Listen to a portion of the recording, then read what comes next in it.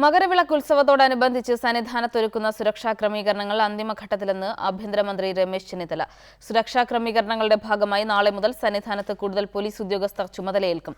മകരജ്യോതി ദർശിക്കുന്നത് കാണാൻ മരത്തിന്റെയും കെട്ടിടങ്ങളുടെയും മുകളിൽ കയറുന്നത് തടയാൻ പ്രത്യേക പോലീസ് വിഭാഗത്തെ നിയമിക്കുമെന്നും ആഭ്യന്തരമന്ത്രി പറഞ്ഞു.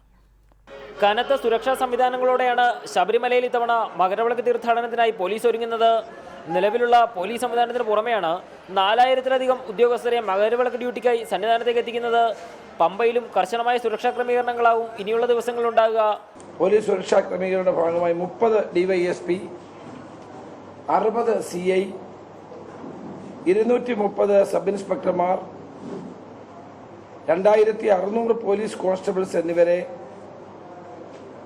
ജനുവരി 9 മുതൽ സന്നിധാനത്ത് വിന്യസിപ്പിക്കുന്നുണ്ട്. പോക്കറ്റടി, മോഷണം എന്നിവ തടയുന്നതിന് കേരള പോലീസും മറ്റ് സംസ്ഥാന പോലീസും ചേർന്ന് പ്രത്യേക സംഘം സന്നിധാന സ്റ്റേഷന് കീഴിൽ പ്രവർത്തിക്കും. ഇതിനു പുറമെയാണ് മകരജ്യോതി ദർശിക്കുന്നതിനായി കെട്ടിടങ്ങളുടെയും മരങ്ങളുടെയും മുകളിൽ കയറുന്ന തീർത്ഥാടകരെ പിന്തിരിപ്പിക്കാൻ പ്രത്യേക പോലീസ് സംഘത്തിനും രൂപം നൽകുക. പുല്ലിമേട്, പാഞ്ചാലിമേട് എന്നിവിടങ്ങളിൽ സുരക്ഷ ഇരട്ടിപ്പിക്കും. ഇവിടങ്ങളിലേക്കുള്ള തീർത്ഥാടക വരവ് മകരവിളക്കിനോട് അടുത്ത ദിവസങ്ങളിൽ നിയന്ത്രിക്കും.